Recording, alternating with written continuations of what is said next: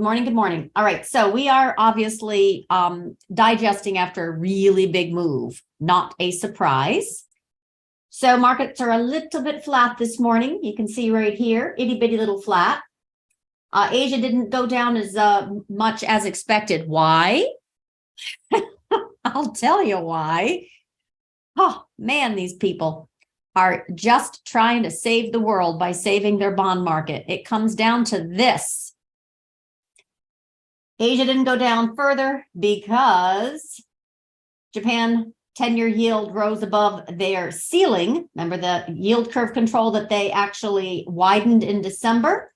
Well, it got above 0.5 and they just did an unprecedented, as usual, unscheduled bond buying regime. So that is literally why Asia did not sink more. Here we have the dollar yuan on a weekly, the dollar yen on a weekly, and you can see this is pushing up to that 135 area where I have a little line in the level, and they look very similar, right? We had this breakout back in April, and then another one. It hit 7.4 and came down. We had the yen go all the way up to 152 and then come down. So you can see the symmetry, right, between the yen and the yuan, and basically, Japan came in and did a big unscheduled bond buying extravaganza. So VIX came back down, not a surprise, but I still see 24. And crude got a little bit tapped, but take a look at nat gas. It's coming up from the grave. So I know Tim loves to time these tops and bottoms. We do have a little pop this morning. So 6.7% in nat gas. We'll see if there's any truth in this bottom. And dollar is absolutely flat as a pancake. We do have pretty much no movement in gold still. And the 10-year is also flat, obviously, with yields and dollar. No real big drama this morning, except you can see nat gas is up 6.7%. So real quick, let's just go look at nat gas and oil. So I mentioned yesterday, this happens to be on crude, so we might as well go over it while I got the screen open. This is all snaking action. There's absolutely nothing that excites me, bullish or bearish here. If anything, I see this kind of fading back over into, what the heck, I might as well, into this, right? So let's just, we really have nothing here. There is just nothing really. We don't even need a trend line. But the point is, there's just nothing here. Nat gas thinks it's going to, I don't even know what this is yet, but there's some potential support from all the way back here in basically May of 2020. So if it gets back above, it'd have at least a fighting chance to go into this 2.7 area, which is basically just a channel. But in the meantime, prove it. Otherwise, you can see they're tapping down this yield curve because it got above again and they're buying bonds. This is Bank of Japan. You can see bonds were the reason for the season in regards to rolling over very, very strongly. Basically, since February 7th, really the market tapped out. My strong opinion is that we would peter out on February 2nd. I happen to be showing bonds just because it ironically did the same thing. Beautiful evening star reversal, breakdown of this trend line, and then it kept going. And I warned on Thursday, I said, be careful because we have a bond. I'm close to a bond crash call, right? So we definitely had shake and bake, came back down to this 124 area, which, by the way, just kind of keep in mind, this is all of that Bank of Japan intervention with Fed, with Swiss National Bank dollar swaps, with China coming in with massive QE to help support the stemming of stocks selling off in China, not to mention real estate developers having bond payments due. Anyway, long story short, it all worked out. They brought the dollar down a good 12%, coordinated effort, but it's not really what you'd call sustainable. Okay, so all of that intervention, all that liquidity takes some time to make it into the market, some say. I say it's diminishing returns. So bonds are still at risk. Just kind of keep that in mind. And the dollar is right here. the dollar is still at risk of moving up into that kind of 105 area. So it's hanging in there. It's pretty firm. So as long as the dollar is chopping about and yields are, threatening even higher, we do have more risk of repricing and the rest. In the meantime, this was just a really nice rollover from this intermarket analysis chart that I had been following like a hawk and showing you every single morning. So basically, this is just a momentum thrust that everyone got so excited about that we're in a secular bull market. And I said, no, it's just a rotation, in my humble opinion. No, obviously, the world does, has some more time on its hands. We could take out all-time highs. I'm a bear for the reasons I've already expressed in market thoughts and posted that video and such. But for the most part, this is just a counter trend bounce. We're still in a downtrend. We just have some occasional momentum thrusts, right? That basically outperform value. This is basically a ratio of rotation. And we had that January 5th. We moved very strongly, and then we got above on a really strong, oh gosh, what was that particular? Was it CPI? No, it wasn't CPI. Maybe it was CPI. Anyway, we got above, we jumped the shark, and now we're coming back down. So we got to test this area, and then we'll see what happens. We are starting to roll over. And I want to really show you the intermarket right now, but I'd like to show these charts just to kind of tell you we're in the right side of this trade as that, as the market obviously did a swoon. There's a lot of talk, of course, icon puts, they were likely closed yesterday, the 40-50s of size that we've been talking about for the past week. And it wouldn't surprise me if we come back down here and then have a little momentum bounce. But I want to show you the kind of weight of the evidence of what I see in my intermarket before I get too far into this bounce thesis. I really, really don't think we're going to have a strong bounce until we come back down here and kind of play down here. But let's go to my intermarket, and if there's anything else I wanted to show. Yeah. This is my intermarket that's kind of wonky for those who are wonky, like ratio SPX to the dollar. And I had mentioned that I am waiting for this to get back in. So here's all this, central bank intervention. October 3rd, 12th was Yellen, and then it followed with the 21st of Bank of Japan, et cetera, et cetera. Okay, little pullback in December. January short covering rally turned a whole bunch of bears into bulls, which is fascinating to me. It's just a bounce. Anyway, we're right back down. And now this is really important. I want to see this get back down in here. This will help a lot as it relates to direction, which is bearish. If we stabilize here, a few weeks, it wouldn't surprise me because, as you know, the dollar is still where the heck is my dollar chart?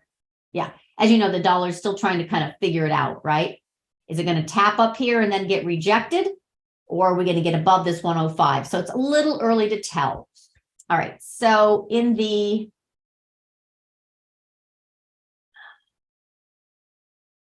Fed liquidity world, you've seen tons and tons of charts, and Craig updates this and really covers this a lot more. I just have this kind of wonky kind of look where I am finding, RRP, TGA, and SPX and how they kind of correlate. But more importantly, just big picture. This one, once a week, this trading view chart is updated of the Fed balance sheet. And you can see that it was losing liquidity as the market was rising. That's a divergence. So is the fact that the yields are rising, and that was a divergence. I kind of like that one better. But anyway, just wanted to kind of update you. And then if you have the indicators, remember, this is for members. You can find this right here. I show this in fine granularity, but this is on an hourly. You can put it on a daily. You can start to see where it starts to peter out, right? And go to the hourly. When did we start to peter out? Right here on the 2nd. I said on the 2nd, I think this rally is going to peter out, literally on the 2nd. So that was FOMC crazy. No, not FOMC. Powell presented somewhere. I can't remember where. Anyway, this is a little bit of volume that came back in. This is net buying, and then this is solid net selling. And my warning was on right here, Thursday morning. I said it's time. And we hit not only the 40-20, the 40-37, which was that purple line. I said, we're definitely going to hit that.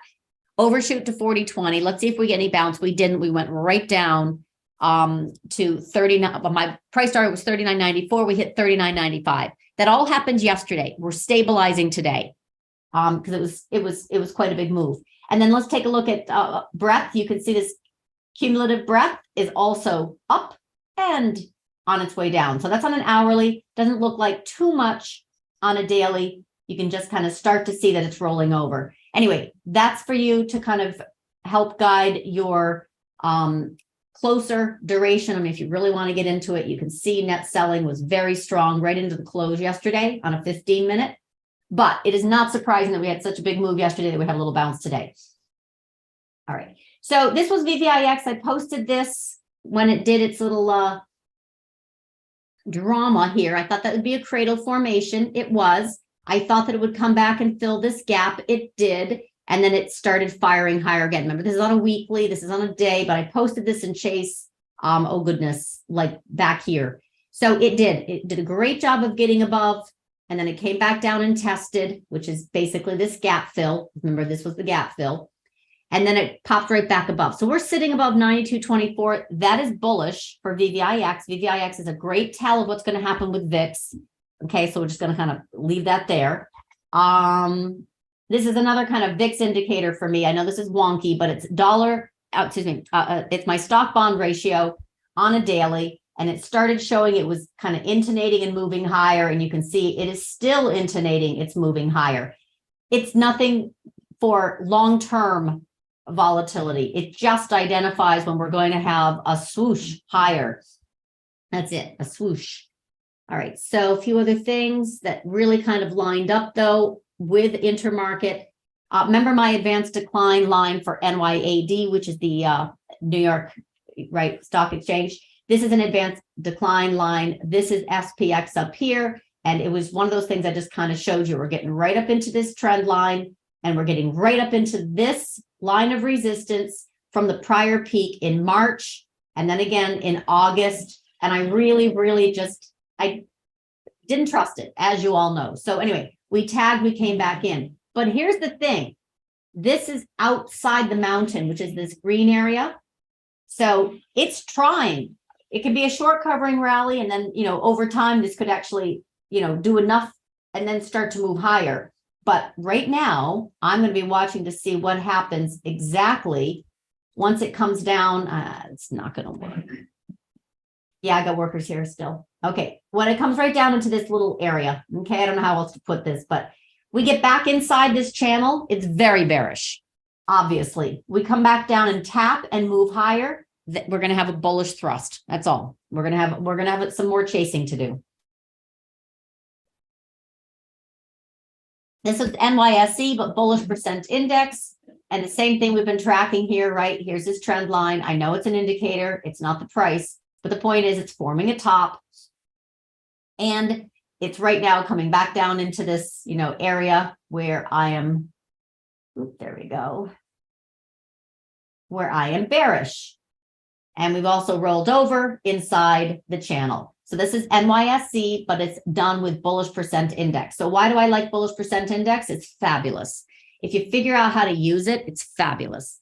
So here was gold, right? Extremely oversold. This is bullish percent index for gold miners, but the same idea. This was extremely oversold. Only once has it been 0 and only once has it been 100. And those were fabulous high probability areas to go long or short gold. And by the way, it was 100 back in August. This is fascinating to me. Back in August of 2020, when I said bonds are done going up. It just so happened that gold also was done going up. All right. So anyway, come back over here. We got rejected at this line, which was basically resistance. We crossed back over and here we sit. So I do like bullish percent index. It just basically is a breadth indicator. And I do like using oversold, overbought, extremely overbought as kind of timing tells. Now, I know this is much smoother and much easier to understand, so let me just kind of show this to you for a minute. This is SPX McClellan summation. I show this to you regularly, regularly. And you can see already, right? We crossed over, we crossed over, we crossed over, and hence we had a rollover. Slowly, then suddenly. Same thing with NDX. This was a little bit slower. It's still slower to catch up. There's NDX. It's kind of rigmarole up here, but you can see the sharp sell-off here. And then you can see it's rolling over, and MACD is rolling over. So what does this say? This is that this one-day wonder that everybody is calling a one-day wonder, okay, for the sharp pullback to 4,000 is by the dip. I'm saying that's not what it looks like here. That's not what it looks like here. This looks like it's going to have a follow-through weakness, and there is a swing short forming. That's SPX, and this is NDX. Okay. Let me just do NYSE real quick. So Russell, it is already, as I mentioned, kind of rolled over. We already kind of spied this early, right here. That was the highest probability short 2 weeks ago, IWM and IWC, because I believed that this rotation in growth would peter out and then roll over. And you can see this also on a bigger time frame. It hasn't even started to roll over on a weekly. Like this is just intonating weakness here. Hasn't even triggered yet. All it did was come up and tag the 200 on a weekly and get rejected. So the real skin in the game is going to be when and if it can break back down below this trend line. Again, this is NYSE on a weekly, and this is NYSE on a daily. So you can kind of see all these gyrations. This was resistance right here, and it's starting to roll over. It's looking more productive. This is NYSE McClellan summation, just like I show you in SPX and NDX. Already alerted that it rolled over up here, right? Starts to come down. This mountain starts to go down. So we're not there yet. What would be productive to say, okay, time to cover shorts is when and if this, when this stops going down and then starts to turn up. Okay, so like here. Make sense? You know, there are times where it does start to turn up, and this is another place to kind of consider a market bounce. But for right now, this is all working. This is NASDAQ 100 bullish percent index. Already alerted it was rolling over. There was already a divergence. It's in play. Same thing with NYSE bullish percent index. Already alerted here. View, huge divergence. And I said, be careful because this is a big divergence. We've been here before. We've had divergence. And then the catch down was solid. That was August to October, right? And then we had a rotation higher in October, a little dip in December, a strong bounce in January for the market, but a not very exciting bounce for NYSE, right? And now it's already rolling over. And it was the first one to roll over, which was why I said it was the first one I was bearish, most bearish IWM, because it was the first one to roll over in my bullish percent index. Then followed by SPY, then followed by Qs. Does that make sense? And the diamonds, I know they've lost 700 points, but those are the ones I track the closest. Okay, so I've shown you how the breadth is starting to work down. Bullish percent index still has some very large gaps to work through. This looks like the start of a swing short in SPX when I recommended on the 2nd. NDX is now catching down as well. Volatility does not look like it's done going up. As far as currencies, we got a little head and shoulder here with FXC, which could very much turn into obviously a lower dollar euro trade and higher dollar. So kind of keep that in mind. This is only FXC, but I'm just kind of showing you that we had a very strong move. The gilts, remember, market imploded, oversold with the euro, and both sharply reversed higher.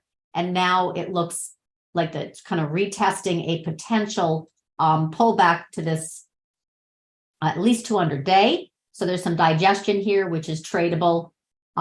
Same thing with FXY. Obviously, we've pulled down sharply, starting to soften and roll over. I think this will get, at some point it'll stabilize, but for right now, we're still having weakness in bonds, in gold, in yen. I think we're going to have a continued little digestion and weakness in euro. Speaking of the dollar, I know I got to finish this up. We had a very sharp bounce off of 101, which was price target, and I said we could get up to 105, even 106. I don't think 107 is what I want to really do. Here, there we go. Right to the top of this. Oop, oop, oop.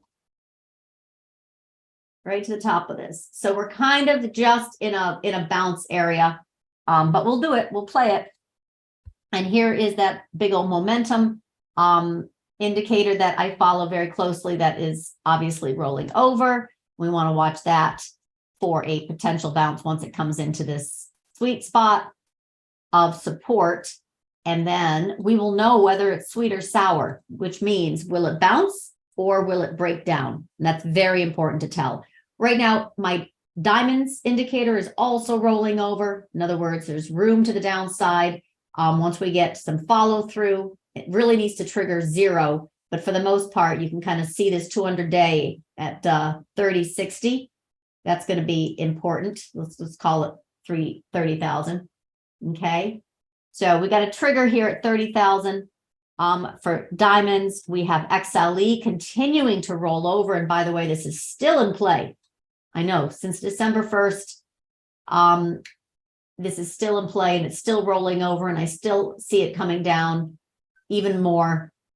So I am not giving up on XLE as a pullback with oil. The whole complex to me looks very weak. This is a global, we'll do this later, but right now we're at an inflection point for global plays as well. This is my buy all index, right, that I had shown that triggered up here. And man, has it triggered, and it's all the way down here on the floor. So this could be a while before it stabilizes. That's all it means. We're still in sell-off mode, obviously. And even though we could have a bounce today, you can see this was a rollover and it has not yet stabilized. And it has to stabilize before it can go higher. Okay, so it has to stabilize before it can go higher. It has to stabilize before it can go higher. So there's nothing even close to that yet. Make sense? Has to stabilize before it can go higher. So this is a fabulous tell of when to go long, and we're not there yet. Okay. Same thing with my put call ratio, my funky version of it. We rolled over basically, last week, and this triggered, and it is continuing to fall. And again, same exact setup. The only way that this is really bullish is once we have stabilized so we can go higher, stabilized so we can go higher. We're not there yet. Okay. Makes sense. We're not there yet. All right. So in the meantime, yen is coming back into that 68 area, could absolutely pull back even more. Just kind of be on alert because yen and bonds are trading together. And so far, everything that I showed you with my SPX analysis is in play. As far as the rollover, my God, that's loud. XLE, all of it. So even if we get a bounce this morning, you know how I feel. These are swing shorts, and they haven't even triggered yet. Look at XLE. I mean, XLE triggered. Diamonds triggered as a short, very nice short. Believe it or not, small caps hasn't even triggered yet and NASDAQ, SPX, oh, they're very nice. All of them very, very nice. And then yesterday we had a massive pullback in breadth. And I do mean massive. It was literally 0.06. Okay, perfect. We got rejected. We then had finally, after many, many weeks of green, we had breadth destruction. And then here is cumulative net buying, net selling indicator, literally tapped monthly and yearly. Yearly was right here. And we dumped 0.86. And I said, as long as this is selling, by the way, this is a gap fill, a massive gap down in between these 2 days means that there is a gap here. That'll be very interesting. But for right now, that was a fabulous tell that we're rolling over. Bonds rolled over. Dollar was firm. You know how I feel about commodities. I still think big picture, and this matters, commodities are going to roll over, and the market does not see it yet. I know Goldman came out saying we don't have enough commodities. We're not going to need them. This is absolutely indicating a rollover, big picture. So be careful.